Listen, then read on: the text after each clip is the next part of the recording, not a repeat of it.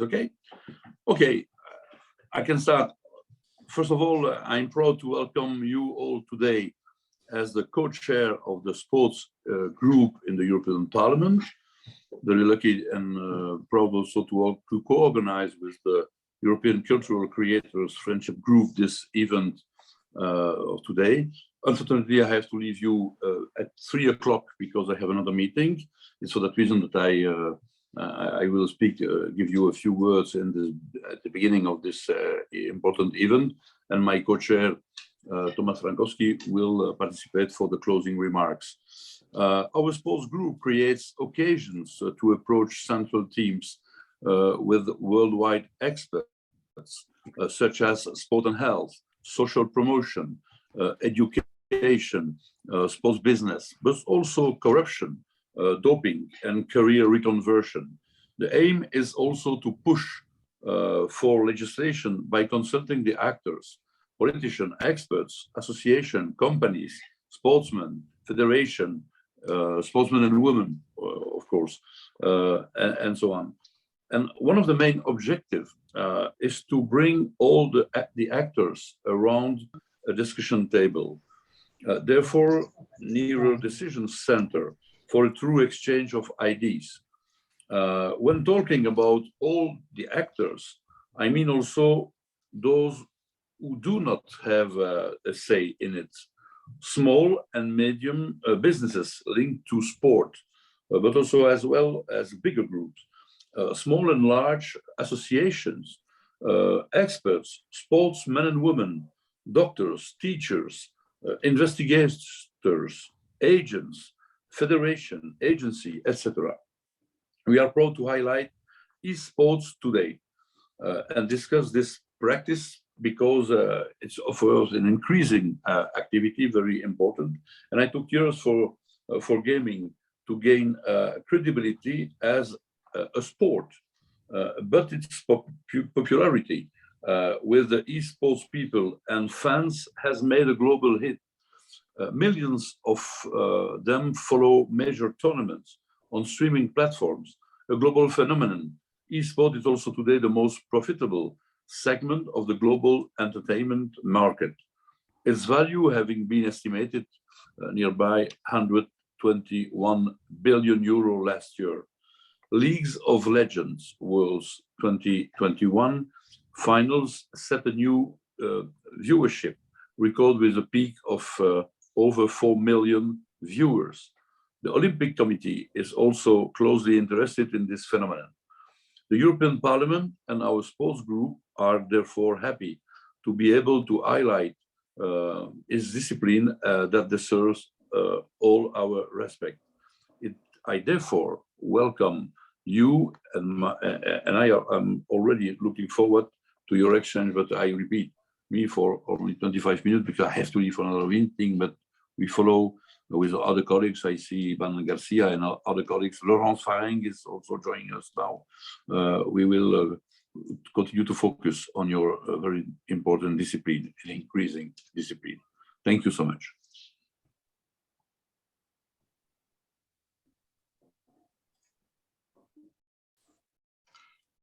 Hello, everyone, and welcome to our webinar organized by the Cultural Creators Friendship Group and the sports group. My name is Alexis Georgioulis. I'm a part of Cultural Creators Friendship Group and also in MEP.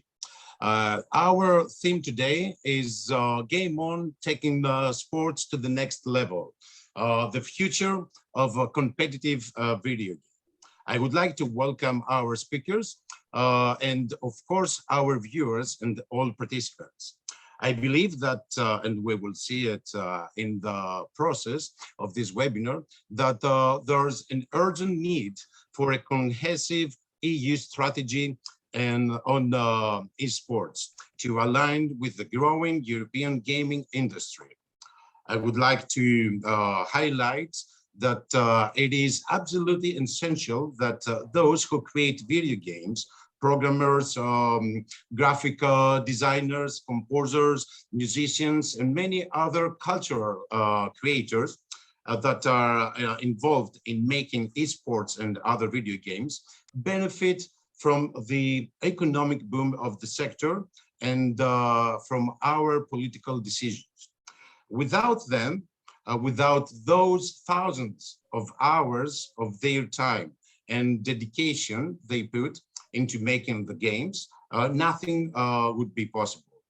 The upcoming report on esports and video games is a promising step towards an European strategy for esports. Together with my colleagues from CCFG, Laurence FARRENG as a rapporteur, and as shadow rapporteurs, Thomas Frankowski, myself, and Nicholas Nines, that he was supposed to be here with us, but unfortunately it wasn't possible. We sent him our best wishes. And of course, Ivan Garcia de Blanco, who is with us today and also a member of the CCFG. We will make sure that the outcome of today's webinar will be implemented in the report. Today's webinar is also a proof of the support of our cultural creative friendship group to the video game sector. As many of you already know, the CCFG has its own working group on video games. So we will continue to work on this topic. And we hope to stay in close contact with all of you after this webinar. It is your expertise that we need. In this spirit, I would like to thank all the speakers and that are going to give us their thoughtful points of view and valuable contributions. I would also like to thank our staff working behind the scenes for making this webinar possible. Without them, nothing, I mean nothing, would have happened. Thank you very much. And of course, I want to thank all of you, all the viewers for your participation today. I kindly hope you will find our panel discussion today quite interesting, and please don't hesitate to give us your questions to the chat, and of course to stay in contact with the CCFG after the webinar. Last but not least, on behalf of the CCFG, I would like to thank our friends from the sports group for the extraordinary collaboration in the context of today's webinar. And also, we have today with us two more MEPs that I would like to welcome: Caroline Brunsberger Reinhold, I hope that I pronounced that correctly, and Mark Tarabella, that we've just listened to him. So I would like to give the floor to my fellow colleague, Caroline. Caroline, hello. Thank you, Alexis. Thank you very much. And thank everybody for being here today, letting this event happen. Compared to the Olympics, esports isn't very old, but esports is older than many people think. The first video game which made it to a game hall was Pong, a small black and white game in which you had two white lines and a small moving dot. That was all, nothing more. But everybody was fascinated about it and played it for hours. And Pong was released in 1972. So it's older than me, actually. The start of the modern video game industry grew out of concurrent development of the first arcade video game and the first video game home console in the early 1970s in the United States. And in 1979, the game Space Invaders was released for home consoles and the market exploded. In 1980, Atari hosted an eSport event about Space Invaders with more than 10,000 participants. 10,000, 1980. So everything else is history, and that's why we are here today. Today, eSport is a multi-billion-dollar industry, and more than 1.169 billion US dollars have been cashed out as prize money so far. In Europe, more than 22 million people are active in eSport. but not in every country esport is handled as sport, but only as an economic activity. And that's one of the biggest issues, but it's not the only one. So I'm very happy about our event today and about our panelists, which want to discuss this important topic. So, dear Samy, hopefully we'll find the perfect solution for everything today. And so, may the event go on. Thank you very much. Thank you very much, Caroline, and hello, everyone. I don't know if we'll find the perfect solution, but at least we'll try to shed a light on everything that is going around esports. And I think that this is why everyone is here today. And it's my very pleasure to introduce our speakers today. But first of all, I would like to introduce myself. For those among you who don't know me, I'm Samy, head of new business at Freaks for You Gaming, which is a global agency. I've been in esports for 22 years. I'm happy to be called a dinosaur right now. But the good thing about this is that I have a history among this ecosystem. And about the speakers I mentioned before, I would like to introduce in order, and of course, the French member of the European Parliament, Laurence FARRENG. Laurence, if you could turn on your video. I try, but it's impossible. Oh, really? I can't. Let me try it's to okay, do it's something. Okay now, because Perfect. The moderator didn't want me to jump in, so here I am now. Really? We have an angry moderator. All right. After that, Katarzyna from the International Olympic Committee, could you please turn on your camera? Thank you very much, Katarzyna. And then in order, Sergi from the ISFE, Interactive Software Federation of Europe, which is basically gathering of all the major publishers of the ecosystem. Vincent PEREIRA for the International Olympic Committee. Marius LAUER, owner of Rocket Science Entertainment. And Kimmo LEINONEN from the a board member of the Finnish Esports Federation.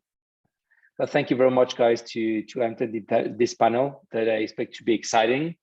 For our viewers, we identified key questions that should shed a light on both the ecosystem of esports and also how sports in general tackles the esports ecosystem, which is a redundant question when there are either panels or roundtables or keynotes during various events. And but before starting about this very specific question, we would like to have an introduction from Laurence about the draft report on esports and video games that have been conducted, but also how to say that it was a huge investigation from the Committee on Culture and Education from the Parliament European. And it's basically consolidating data from many different reports. It's a preliminary report, which is why it's called the draft. But it's very interesting. Sorry, to have Laurence feedback about it. Laurence, if you could basically do the introduction, and based on what you will say, we will bounce on certain aspects of the report. Yes, very shortly. I would like to underline that it's really a great opportunity to have this report, because it's a momentum for this part of cultural and industry and sector that are video game and esport. And it was a long path because we have had many exchanges. So this, I would like to say that this friendship group, our CCFG, is very important to have this reflection and to have this new thinking on the cultural sectors. So first, our work was there in this friendship group. And then I personally raised the topic of the video games and esport in the call committee. And, you know, we have to push our topics and subjects. So for months, I've been talking with the president of the committee, Mrs. Verheyen, and there we were so happy to get it and to be able to work on this subject. So what I would like to say is it's a topic that it's very hard to capture because it's such a diverse phenomenon at the crossroad between sports, digital issues, culture and creativity, media, business, and economy.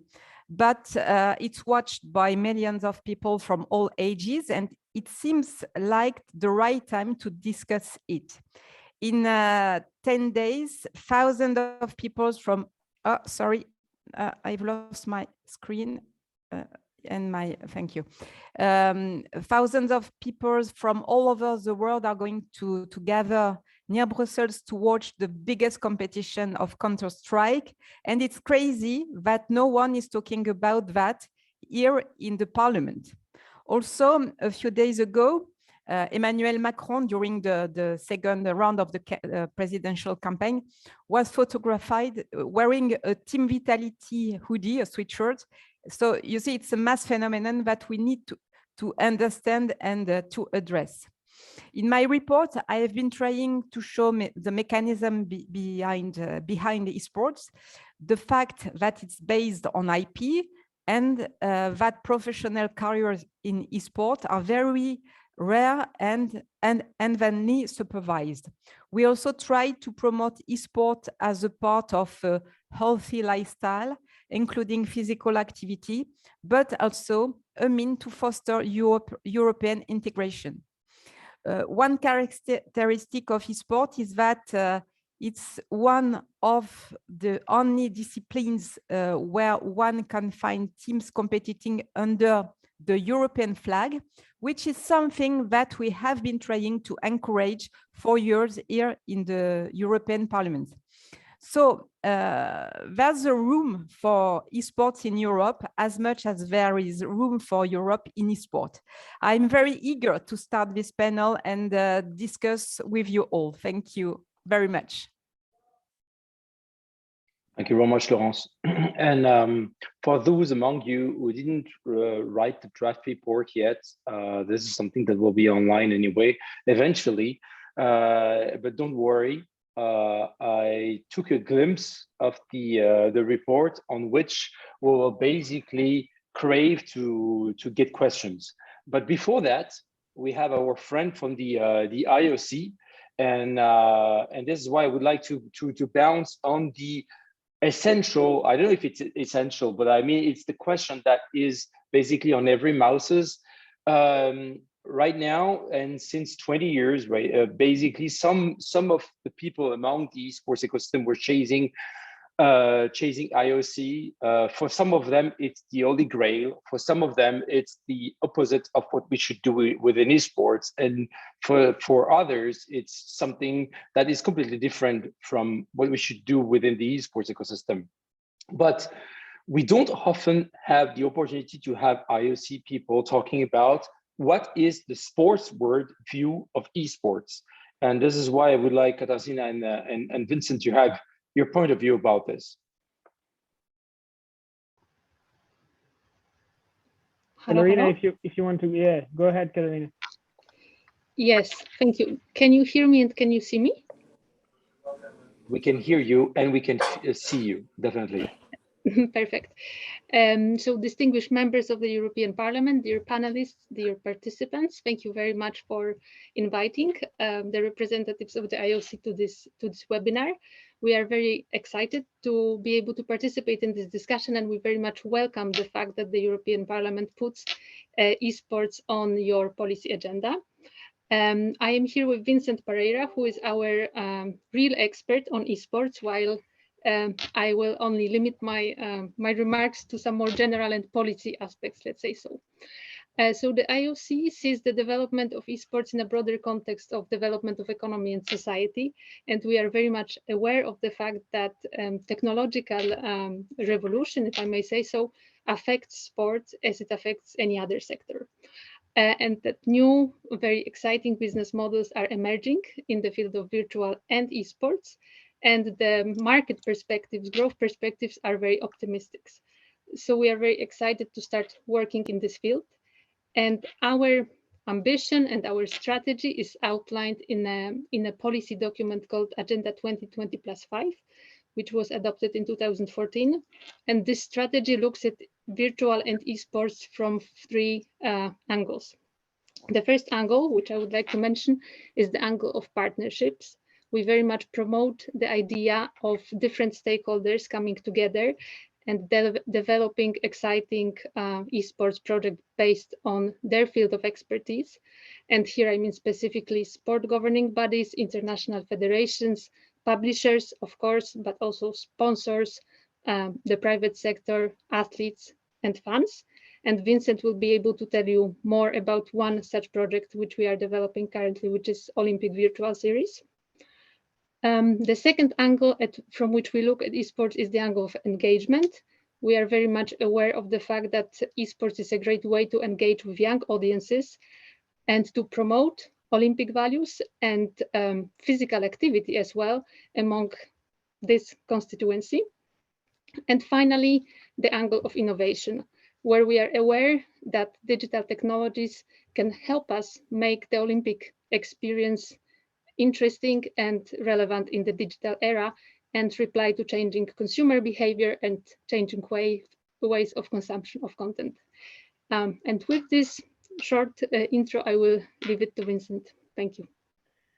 Yeah, thank you for this introduction. I think it's really important for us, and to mention also that I think the global goal is really to bring the best of the both worlds from sports and gaming to try to build the best experiences possible with publishers, esports athletes, real athletes, and all the stakeholders involved in that space.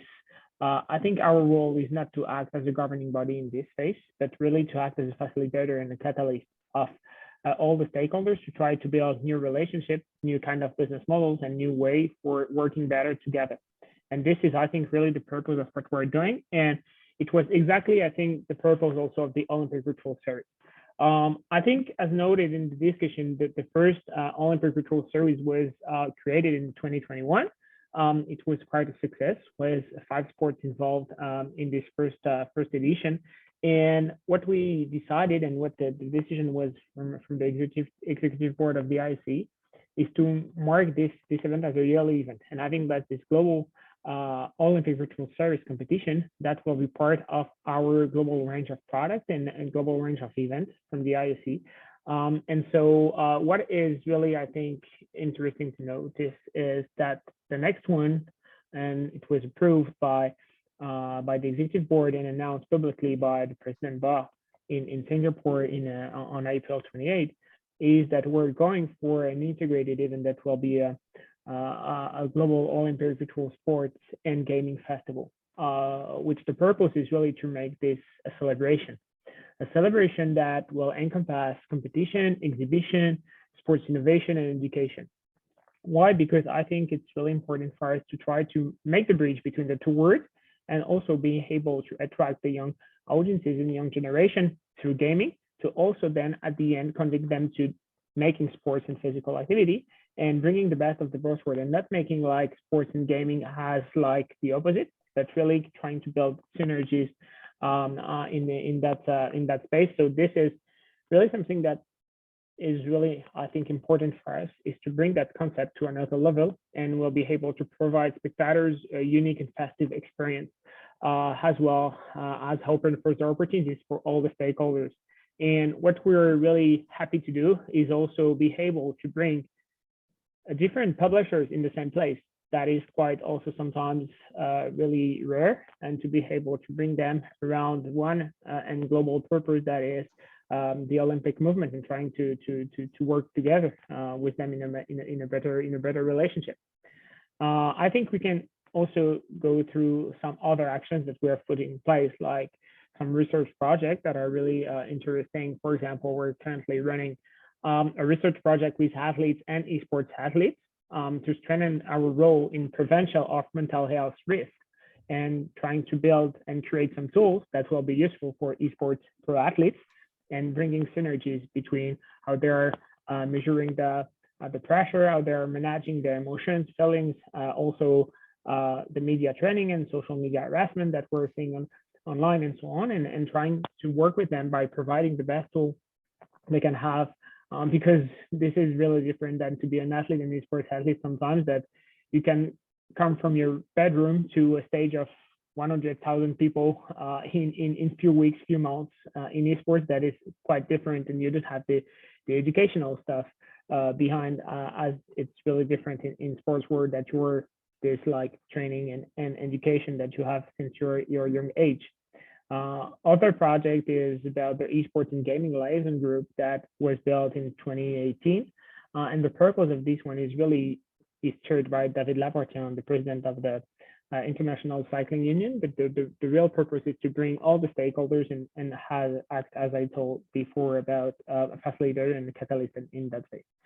So I think what we did by creating also this virtual sports and gaming unit on behalf of the sports department is really showing the ambition of the ISFE by structuring our actions in this space, but acting with humility, but also trying to act bold and having a greater impact in that space by providing the best product and the best tool to all the stakeholders to, I think, achieving to have a better understanding from every stakeholders in every part, from international federations, publishers, athletes, fans, gamers, and we need to find a way to have a better understanding of each other for working better together and building the best experience that we can, and serving our social aspects that are really important regarding the Olympic movement and the values that we're bringing to the gaming industry. Thank you very much, Katarzyna and Vincent. I mean, truly, it's a very broad topic, and we could talk about it for hours. Unfortunately, we don't have hours, so we need to move forward. And I also remind to the participants that you should put your question into the Q&A section, not in the chat, in case you still doubt about it. And now I would like to jump into what I introduced at the very beginning, meaning you know that we have a draft report on esports and video games that have been done by Colt and Laurence and the team around it. There is also a lot of people researching around the Colt committee about esports, and this is why I decided to take a glimpse of what we have in these two reports. These are different. This is why it's enlightened in the presentation. I will read it super quickly because everybody can read it. The report therefore believes that a European policy to promote esports that respects European values could further developed. In particular, the encouragement of a mapping of clubs, publishers, and tournaments should be envisaged in order to enable Europeans wishing to play in teams to meet suitable structures. The creation in Europe of an environment adapted to the installation of teams, the organization of tournaments, and their multiplication would benefit the ecosystem as a whole. And this sentence is very important, but it would lead to a question, don't worry. And from research from Colt Committee that has been done, that is a different report that is also very interesting to read and that will be eventually published. But again, I'll let that to Laurence and the team to explain you how it will be set up moving forward. A market analysis of the European esports industry is complex as the data is highly heterogenic. However, it is evidenced that the market is growing and that the government funding is currently inconsistent and effectively insufficient, which leads to the question. And of course, we have 1 hour. So taking a helicopter view, which is obvious for everybody here, what should one take from sports to bring it to esports? You know how sports is structured. I mean, among our participants, you know it definitely. You know how esports is structured as well. Among our participants, you definitely know it, and we know what we lack. Sorry. We also, but what we don't know is how can we lean toward a model that would be similar to sports and that would allow esports to get the same benefits as sports is having right now. And I know the IOC talked a lot during the previous question, but if you take less time this time, but still introduce this topic by explaining or showing a glimpse of what sports benefit from governments or institution in general, whether it's local, global, or regional, that would be very helpful. And then I would like to lean towards people from the industry more endemic. Vincent or Katarzyna, do you want to start? Yeah, with pleasure. I will try to be short. I think we have plenty of concepts and projects run by the local National Olympic Council with National Esports Federation, and trying to build that kind of link between sports and esports, and how we can be and use what is done for sports to esports. And I think it's really like different word, and I think everyone is like in the learning curve about trying to doing it. It's not something like it's completely easy. I think we need like this phase of understanding of each other, and the needs are sometimes really different, and also the structure, because as you know, there is governing bodies for sports. You have the International Federation, and then for gaming and esports is slightly different with the publisher, and so the structures are really different, and we just need to find a way to work better. I think it's a really high level topic that needs to be taken, and to just give you an insight that part of the Olympic agenda that we have, our ambition is definitely to bring virtual sports and esports to the Olympic Games. This is on the table. We have many sports that are now quite well advanced. If we're talking about virtual cycling, if we're talking about some of them that could be one day included into the Olympic program. For now, we are not talking about the big esports title. This is, and I know this is a big question and a big interrogation of the sector and the industry. But this is what we're also already trying to be engaged with. So yeah, there is already a huge project. I think we have a lack of understanding of each other and finding a way to work better together with, I think, publishers, organizations, global organizations, governments, national Olympic committees, and so on. So, but the discussion is on, and this is, I think, the really starting point of something that could be bigger in the coming months and years. Thank you very much, Vincent. I will ask you a question about Rocket League and Street Fighter afterward, but first I would love to hear. I would say Marius has an endemic stakeholder of the esports industry. What do you think about this topic? And again, to tap on the current question, what should one take? What should one take from sports to bring it to esports based on your own knowledge? Based from my own knowledge. So basically, I do have very good point of views from sports, as I do a lot of new developed sports, etc., like functional fitness and stuff. And I also do host and moderate those. So what I find most interesting from sports to esports is, first of all, as Vincent already mentioned, that we have one entity which is literally not there in sports. It's the publishers. It's like some sort of rule giver in a way where you're like, okay, that's kind of different. We have certain events where it comes down to franchise leagues. We know franchise leagues from everywhere else. I mean, we know them from NFL, NHL, and NSL, etc. So this is kind of developing into an own thing. But going to like the real sports thing, where you say, okay, we want to have the widened field where young attendees, young people are developing skills and want to try out themselves and find a home.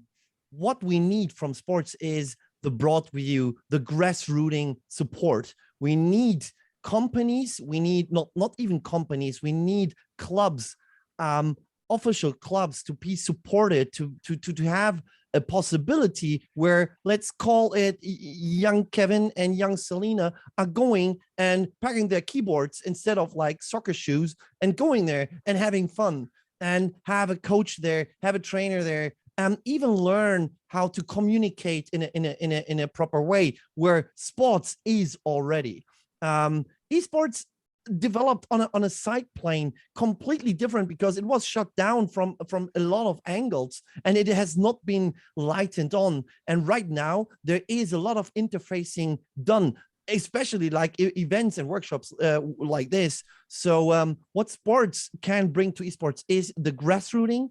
And can you go one slide back, because it said one sentence there, which is like the definition that said in the first part exactly, meet suitable structures.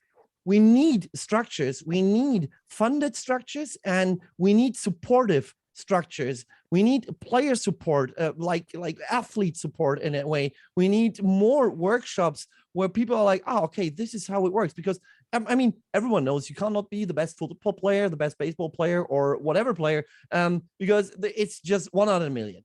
But on a way to have fun and to be supported by schools, by whatever. I mean, it is not only, we know from sports that sports educates muscle movement, muscle memory. The same does esports too, but we need to learn from sports how that is developed, how that is supported, and we need to put those blueprints onto esports. Thank you very much. I mean, you gave me the perfect transition, Marius, and on top of that, you nailed it. So thank you very much. Yes, we have an amateur ecosystem. For those among you who are not familiar with this analogy in esports, basically we have a pyramid. And at the bottom of the pyramid, you have the amateur ecosystem. At the middle of the pyramid, you have the national, regional ecosystem. And at the top of the pyramid, you have the elite of the ecosystem. And right now, esports, to be very honest, and despite the numbers that have been thrown so far during this webinar, is focusing on the top of the pyramid. Why? This is just logical. No one wants to throw the stone to anybody. I mean, this is just logical. It's because this is where the media lies. This is where the money lies. And if we want company to tap into this ecosystem, it has to be profitable. There is to be profit, there is to be leverage. So this is not something we can condemn, but this is also something we need to look at very carefully. We absolutely need to take care of what Marius mentioned, which is the bottom of the pyramid. And this is why I want to switch to Sergi now, who is head of esports at ISFE. So basically he's the voice of the publisher. And I'm sorry for the question, Sergi, but basically it will not be an easy one. So far, most of the endemic people like Marius or me or many more said that, yes, the publisher based their business model on the top of the pyramid. But when it comes to amateur, when there is basically no money, there is nothing is really happening there. How do you see this handle either by publisher or, because it's not profitable and as publisher are companies, which is perfectly understandable. How do you see this amateur ecosystem, which is so important in sports, be developed in esports, and what kind of involvement do you see from the publishers? Well, first, I would like to thank the Committee on Culture for the endeavor of the report, which is not an easy one. In particular, I would like to congratulate the rapporteur, Madame FARRENG, for an fantastic work. I would like to highlight 2 points. First, which is how that we welcome that report, that the report recognizes that esports and sport are 2 fundamentally different sectors. And the second dimension, that the discussion around esports should be framed at the European level. This is really, really important for us. I would also like to correct a couple of data that have been thrown out there and that are quite misleading. We've heard that the esports ecosystem revenues were over $100 billion or euros last year. That's not the figures that are that the industry has or that are widely accepted. The fact is that according to industry standard USU last year, the revenues of esports were just over 1 billion. So just to put it into context, the worldwide revenues of esports fit inside the budget of Football Club Barcelona, the worldwide revenues of esports. So it's still a very young sector, very economically, very immature. I've also heard a number of millions of esports players, which actually I don't know where that data comes from. We don't have that figure. What we know is that in Europe, according to Newzoo as well, there are 32 million enthusiasts of esports, which means 32, not just in the European Union, in the whole continent, it's 32 million that watches at least one piece of esports content per month. So we are still, it's a growing sector. It's a very promising one, but it's still very niche. It's still very specialized. And I would agree with my colleague, Vincent. Vincent. I don't know if it's your French or not. I'm not quite sure. Sorry. Yeah, I'm French and Portuguese, so you can tell the name as you want. I don't have any ego on that. So so I agree with Vincent that sport and esports have wildly different structures, and that there's a space to collaboration. The reason why they are so different is that because esports revolve around the use and communication of a product that it's protected by intellectual property rights. So it's a creative and commercial product that has a birth, that has a development, and then that has also a death. Football has been here, and professional football has been for over 1 century, but video games have a life cycle. And taking now Samy's question, the fact is that I don't see that well, first, the thing of the pyramid, every game is completely different. I mean, we cannot just say that the same structure applies to every title. Like there's one thing that is called esports that has one structure, actually, because different games are different products. They all have different structures. Some are very focused on the amateur side. Some, a minority, are very focused on the professional side. I disagree that publishers are oblivious of the amateur side of their games, but something that we have to be careful is that sometimes we conflate video gaming with esports. Not everybody playing League of Legends or FIFA is doing esports. Okay, so that amateur side is sometimes we conflate that amateur side with the general experience of playing video games for fun, and they are two different things. Okay, although sometimes it's difficult to put the border between one and another. So I would say that that there are different policies or different strategies among different publishers. Some of them focus on a very let's say open amateur side. Others are like very focused on that top that you mentioned. But most of them, in my opinion, what they do is that they try to cater to all of the different levels because they are actually different types of consumers.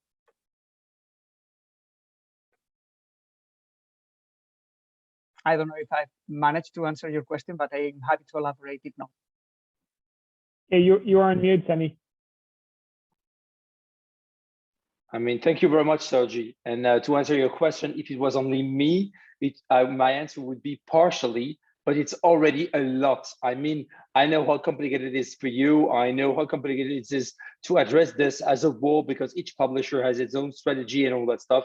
So this is already a good light that has been shed on the question. Yeah, which is only natural because they are different products. Not all of them need to be marketed or put into the market in the same way. Some of them are marketed in one country, and some of them not in others, and the same product is marketed differently in different places. And the fact is that then thinking about mimicking sport structures for products that have life cycle, it's incredibly complicated. I mean, there's already now people that are for example, girls or boys that are training track and field for the Los Angeles or the Brisbane Olympics.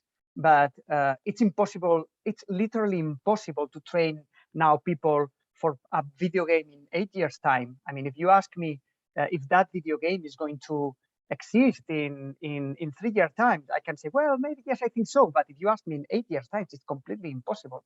So the fact is that we can learn a lot among each other. I completely agree with Vincent. But the fact is that we cannot mimic the same structures because we are talking about different things.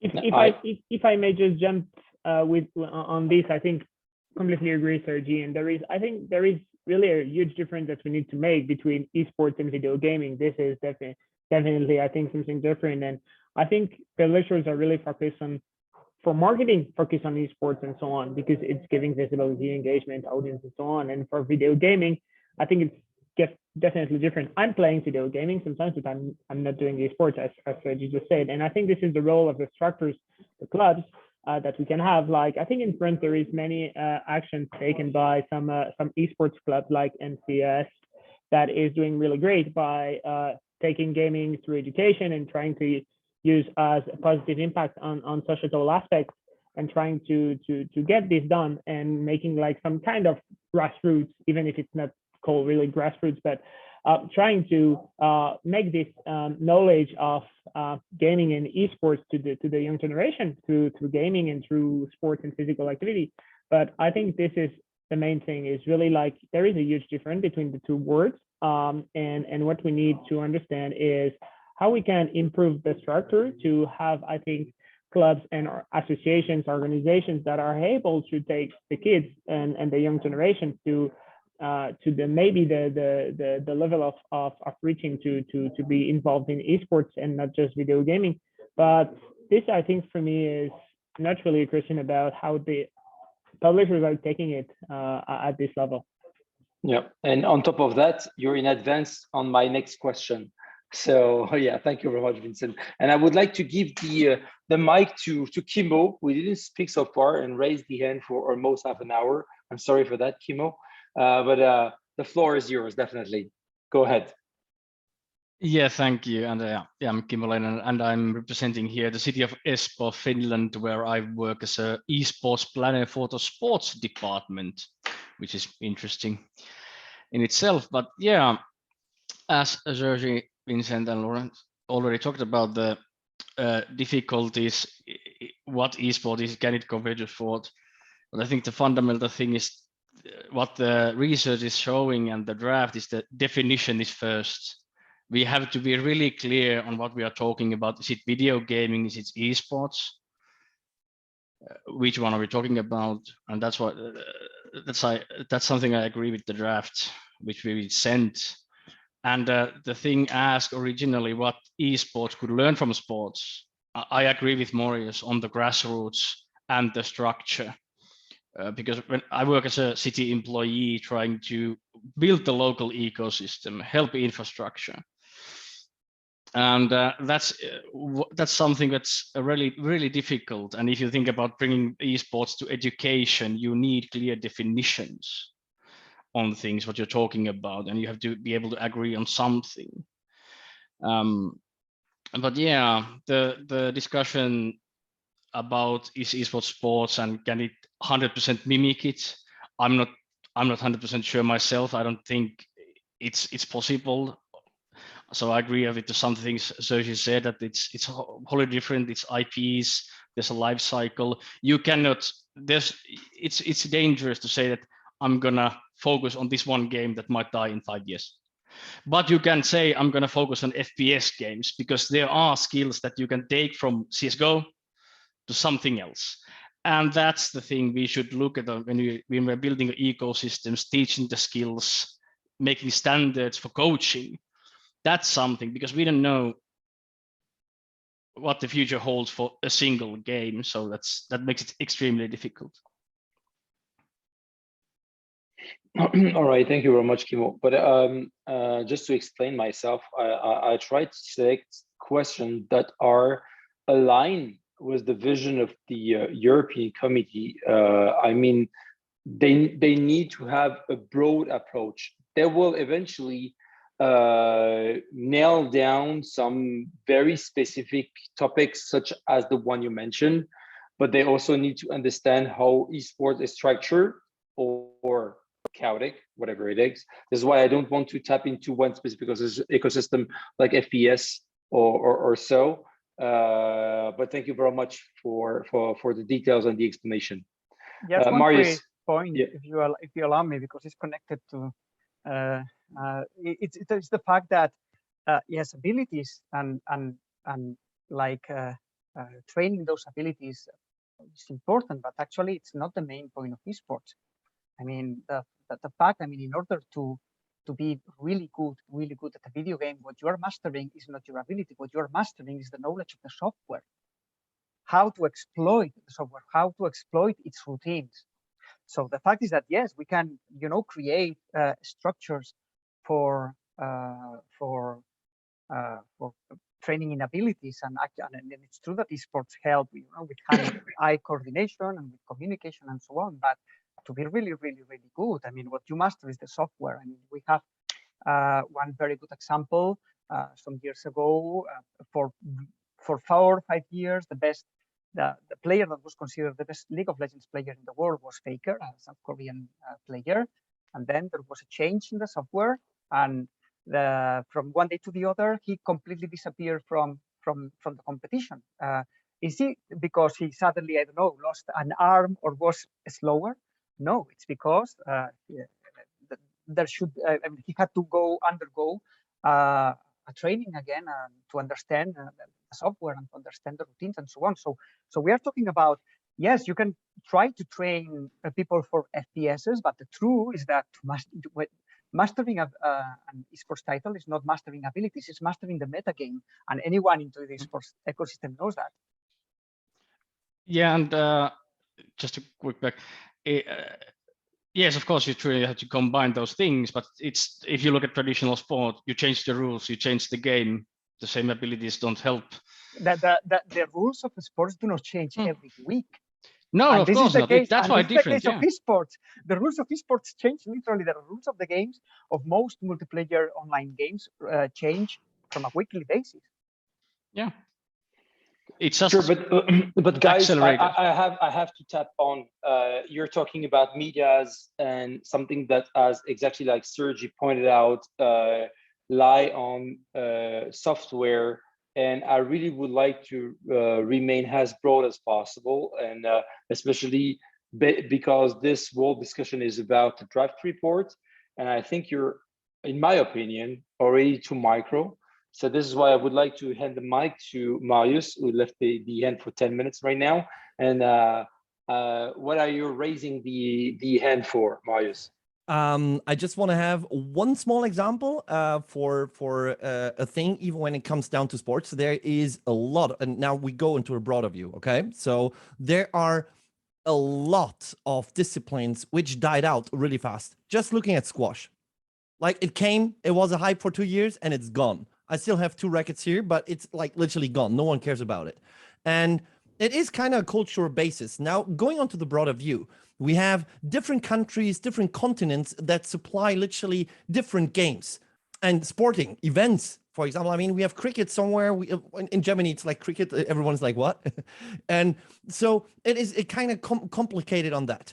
Then I wanted to pick up something which I found really interesting about structures. So we were talking about structures. We were talking about like how to give like the esports scene a bit more structure that the regular sports scene has. To, as I said, the blueprint. We're talking about associations, supportive groups, etc. Now this is just a small, and we can discuss about it. But some publishers, which have really high rated esport titles already out there, function as associations because they know their game the best and they give a rule set out. So they work with some government agencies, some government associations. Now looking at some associations from regular sporting competitions, what do? They do literally the same. Find rule sets, set them out, have player support, etc. So Publishers do the same. The only thing which sometimes is not in common is the licensing part when it comes down to broadcast licenses. Now, again, we go on to, for example, on soccer, broadcast licenses are sold for billions, like really billions. And it's where does the money go? So this is something which is already learned, but everyone can literally take a part from that. So sometimes the publisher already works as an association, which we have already in regular sports. And I wanted also to come down to one thing which was mentioned before, the grassroots. Like, why do we need grassroots? First of all, we want to supply kids. We want to supply people that have fun in gaming. And now I want to talk about gaming and not esport, because sometimes gaming just means to play with someone else. And not like on the competition level, like going onto stadiums or whatever, but I want to play tennis with my friend. I don't want to go professional tennis. I just want to play tennis with him. So it's more the gaming part. So this is what they want to do too, on a very good environment. They want to have fun. But sometimes this also means the new next stars come from that. So we need to support them. When we look at regular sports, sometimes the grassroots is like where you scout on, where you look at, and where you want to go for, but also supply a safe environment for people that are looking to go just out there with their fun, where they want to have fun. So what I want to say is, first of all, the structures, sometimes structures are already there, but we need to look at on the other way, because sometimes terminologies are different. But also the grassrooting, when I look at, there's a lot of examples. For example, Messi, I mean, he had a gene therapy when he was little, when he was scouted, like really, come on. He was on the grassroots level at that point.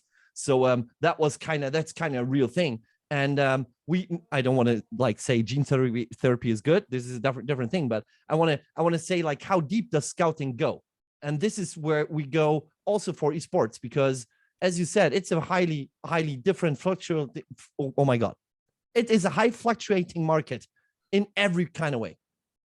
But the scouting for young stars will never work. It's bound to fail. It's bound to fail. I mean, you can scout Messi because the rules of football do not change that quickly, and because the physical abilities are very important. But when the rules of a game change quickly, you cannot literally scout. You cannot create academies to teach. It's lying to the user. It's playing with the illusions of a boy or a girl that want to be a professional. That does not work that way.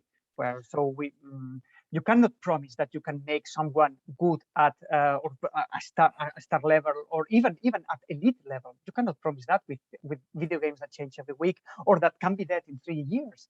I think that's playing with the illusions of the consumer. So trying to replicate the same structures, it's bound to fail. I would say we have to agree to disagree here on that point, because I can say if someone has a very good game sense, a very good game knowledge, the same is as a soccer player or as a weightlifter. So I can go to a guy that is like 2 meters tall. Let me finish, please. Let me finish, please. Don't talk together, please. Okay, so I can go to a person that is 2 meters tall and will tell him, like, your snatch will be awesome, but your clean and jerk will be just crap. And he will be like, why? I'm like, yeah, you're just way too tall. I mean, your legs, you just cannot lift the weights. But snatching with that legs, oh my God, awesome. So that is one thing. I can promise that. So the same is, I mean, I'm a shoutcaster, and I know for a fact that there is players, even with games with a high meta shift, due to adjustments, I can tell if the player is constantly good. Why is he good? Because he has a game sense. He understands how the algorithm works, how the algorithms work, and how they shift. Now, there's one terminology out there from regular sports. It means seasonal players. And we know that from NFL and everywhere else. You have a player that is awesome for one season, and after that, he's gone. Like, why is he gone? It's the same with soccer. There is like one team out there that is super good. They came up out of nowhere, like wrecking everyone else. And the next season, they're gone and they're dropping down again. Why is that? So this is an example. I can definitely tell if a player, even on a high meta shift, if a player is good or not. The same is in soccer and everywhere else. I'm sorry, Marius. Yeah. I know you're right. But again, I'm sorry, because Sergi and you are so knowledgeable in esports that you're leaning toward the micro line I didn't want to address. I mean, we are talking about European Parliament and how Europe as a whole could help the esports ecosystem. We can't go to such a micro level.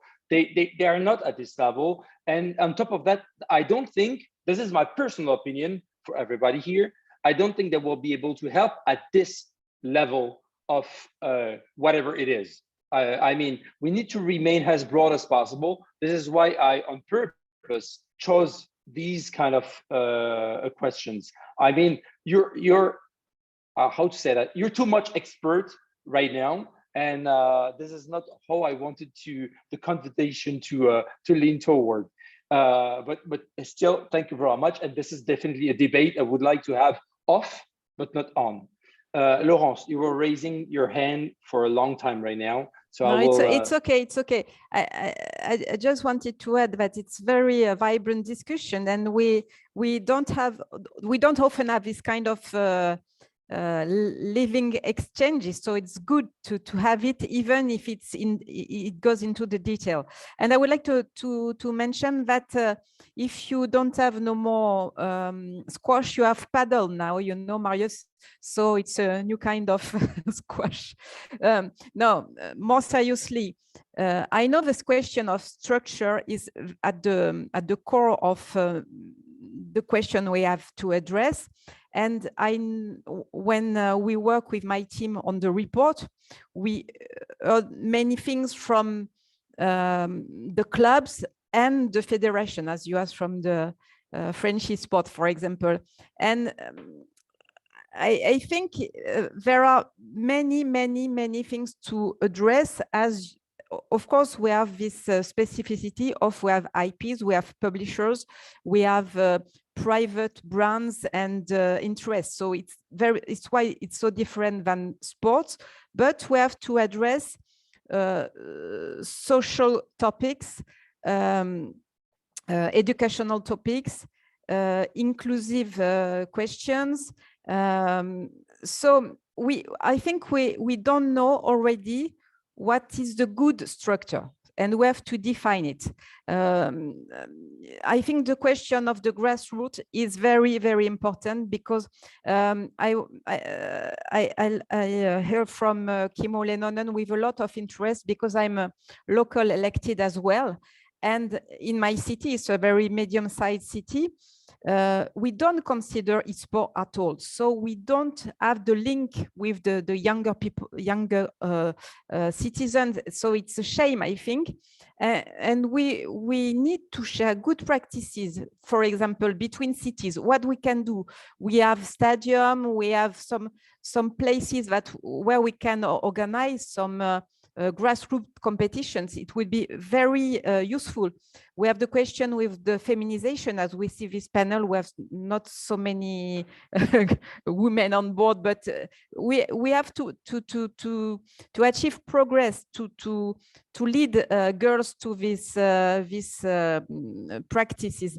So I think today the question of the structure is very fundamental, and of course I need your expertise, and I think we should go further in our next debate. But I wanted to say that I hear the debate with a lot of interest. Really, thank you. I will give the mic to Katarzyna, that was also raising the hand for a long time right now. But before that, I want to bounce on what Laurence said.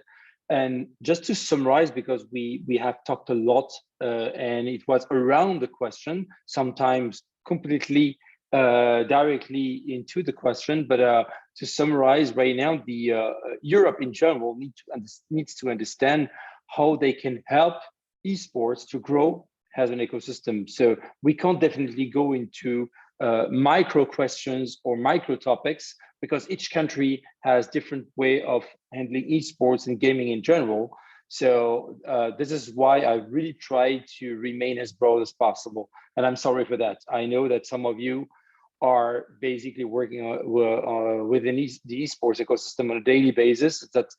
That can be frustrated, but it's mandatory. I mean, it's mandatory. Europe can't handle these questions as you are on the regional or local level. And now, sorry for that, Katarzyna, the mic is yours.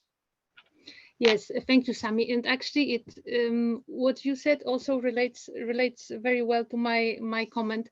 I was thinking that if we are discussing how to promote the e-sport sector in Europe, an important and perhaps useful angle to take is the angle of values. Actually, that if the sector is to develop in the future, it has to follow certain values such as non-discrimination, fair play, or solidarity. The catalog is to be defined. And from this perspective, I would like to say that I found the idea of a European charter on values for esport, which is included in the report, very interesting. And this is also something where we, as the organized sport, can contribute, and perhaps we could inspire those conversations. So yes, that was my very general comment. Thank you, Katarzina. And unfortunately, for those among you who are still raising their hand, in my mic, some people said we should move to Q&A questions. So I know we could have definitely spent 2 to 3 hours. I'm also myself frustrated because, to be very honest, and as we are displaying the presentation, you can see that we had another extract from the draft report we wanted to talk about, but we won't have enough time about it. This is what happens with passionate debate, but we also should leave some space to the Q&A, which is also mandatory. So I'll hand over to definitely Iban, who is monitoring the Q&A session. Go ahead, Iban. Thank you. Thank you very much. I can see myself. I don't know if only my problem or not. We can see you. Okay, perfect. So I'm going on.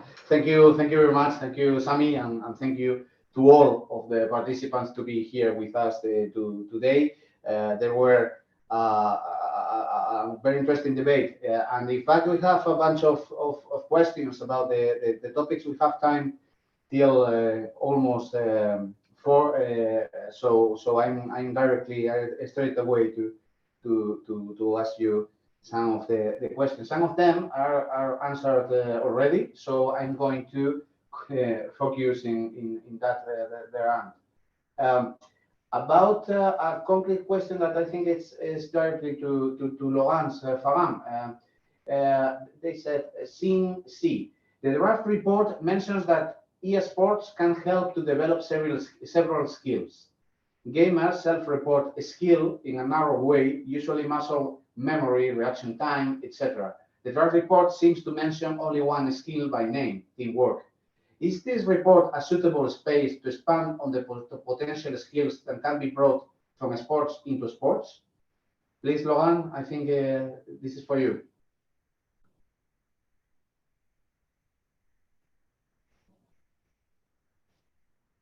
Laurence? Here I am. Okay. I didn't hear you very well. You were talking about skills, that's right?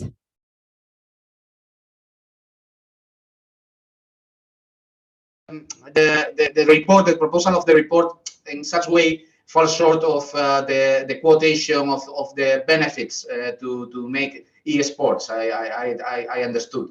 So the final question is this report a suitable space to expand on the potential skills that can be brought from sports into sports? Oh yeah, okay. Of course, we should mention several skills.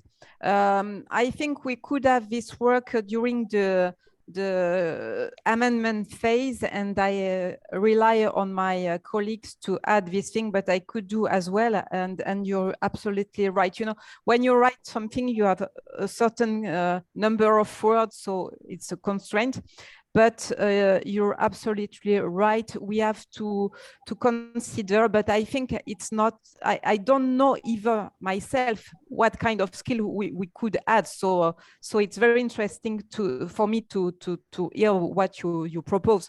But absolutely, we should add different kind of skills, as you said, because it can be recognized as you know, at the global level, in the parliament and in our educational policies, we have this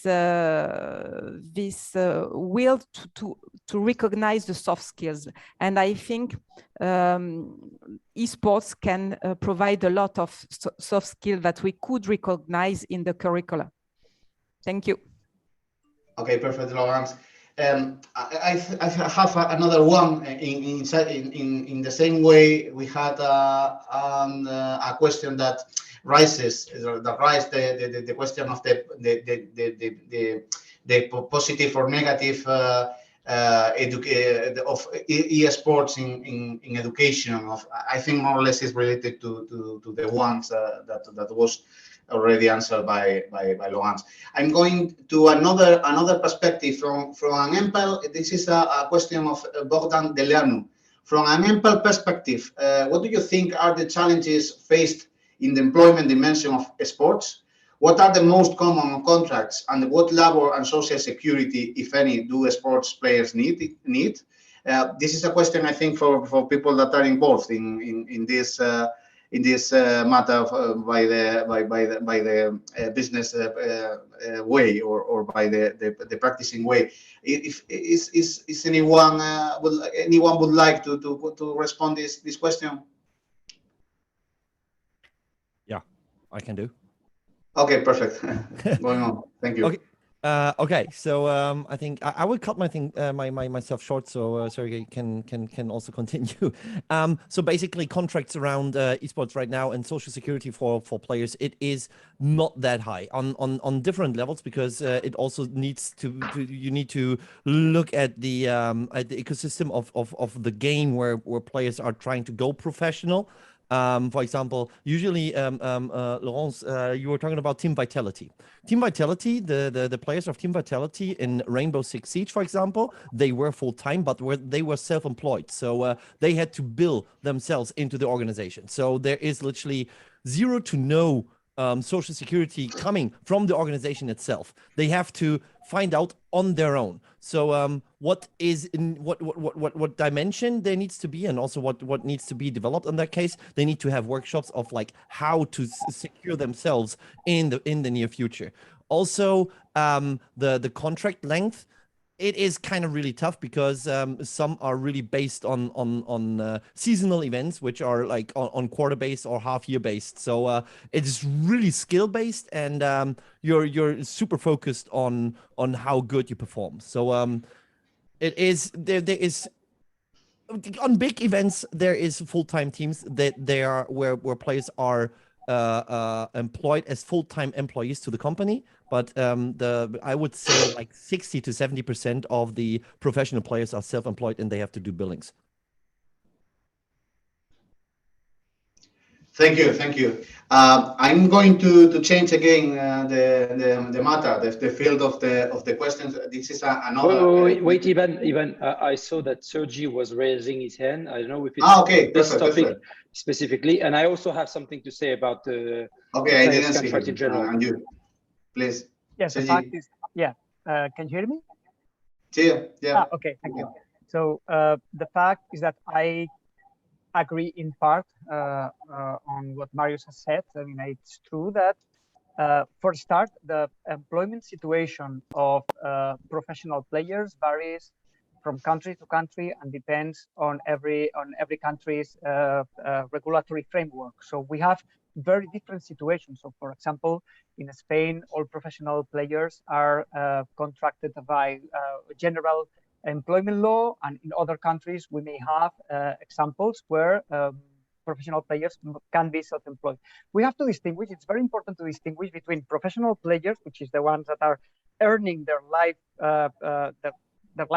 on video gaming, from amateur players that can be competing at very high level, but they are amateurs. Professional players are the ones that are either self-employed or employed by a company, and of these, there are not that many. We are talking that, for example, Spain is probably one of the, national. It's probably not. It's the national market with a more developed esports ecosystem. In other countries, we have like international operations that make the market very big, but Spain has the most developed esports market, exclusive national market, and we have 300 professional players. That's it. Okay. So it's true that then the salary, as Marius has mentioned, varies a lot from game to game. We have to understand that we've heard that esports is very lucrative, but actually it's not. Esports, it's basically a marketing ploy for many of the publishers, not for everybody. But esports in its entirety, it's burning investment. So it's not. I've mentioned the revenues; they are not that high. So it's only normal that the salaries are not that high. Okay, but in general terms, I think that we can say that the contracts of the players follow the regulations of every country. And yes, I mean, not all the games allow that players have a salary for a full-time dedication. Okay, Samy, would you like to end this topic? Yes, good thing about coming after Sergi is that you don't have to talk that much, because I completely agree with what he said. And on top of that, I would add that you also need to understand on a European point of view or on a European scale that what players need in the first place is contract that fits their commitment based on what the publisher or the promoter will set as a season. That's all. You really have to understand that. I mean, seasons are different from a game to game. We always take the example of Riot Games because they are the best at setting up ecosystem. This is my point of view. I totally assume it and always did. And this is why contract, for example, for League of Legends should be basically relying on the season, on the local competition for Riot Games, whether it's in Spain, Germany, France, whatever. And on top of that, should also taking care of the fact that there is different layouts. You have the regional layout, you have the international layout, and you have the worlds. When this is over, this is a real season. This is where the discussion lies, actually. And it can be different from a game to game because in the end, it's a media. So if you have worlds on October, you will definitely not have Call of Duty World League in October as well, because publishers are not stupid and will not try to create overlap and do a huge FPS game at the same time as a huge mobile game, for example. So this is something that need to be taken care of when you're thinking of how a contract should be thought, how a contract should be discussed. It's an internal discussion between the publisher and the institution that want to tap into this discussion, or between the promoter for ESL and CSGO, or ESL and Dota 2, for example, and the institution that want to tap into. That is very, very, very important. Okay, thank you very much. We have no more time for this part of the debate, unfortunately, but don't hesitate to send by written questions the doubts that you can arise you in your way on these topics or another topics. In this way, I have to give the floor now to my colleague, to Thomas Frankowski. He's going to make the final remarks. Thank you very much for the organization, and thank you for allowing me to be part of it. Please, Thomas, the floor is yours. Yes, thank you. Thank you. So, dear ladies and gentlemen, first of all, I would like to say that as a member of both friendship groups, sports group and CCFG, I'm really happy that we have managed to organize today's event. I recall that the Sport Intergroup organized in 2018 a similar event on the eSport. It was one of the first in the European Parliament, and it was extremely popular and well attended. Of course, since then a lot has changed, so I think that our webinar was very timely and much needed, especially given the fact that we are currently working on the report on video games and esports in culture and education committees with our rapporteur, Laurence FARRENG. So today's discussion, suggestions and recommendations will be for sure taken into consideration. Now, I would like to thank all the speakers for their participation. Inputs a very interesting panel discussion. A big thank you goes also to our moderator, Samy OUERFELLI, for this vivid moderation and for asking very adequate questions. Of course, I need to underline that this conference would never happen without a great work and an engagement from numerous MEPs present today, their staff also, and the coordinators of both groups, Ben and Kasia. Let me say a few words about the topic itself. We have seen today that the esports is constantly and rapidly evolving, making it necessary to address it as soon as possible. Europe has a window of opportunity to utilize esports and play a vital role in its future. As we could observe today, there are several hot issues related to the esport. Question of common definition, necessity of regulation and separation from the traditional sport that need a proper research on in a deep discussion.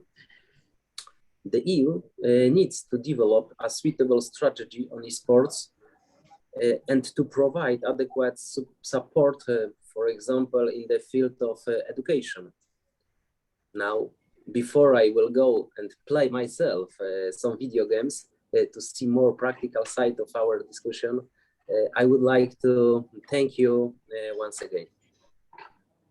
So thank you very much to attend this webinar. It was a pleasure. Of course, there will be many. It was just one of many, and topics are numerous. Esports has different topics.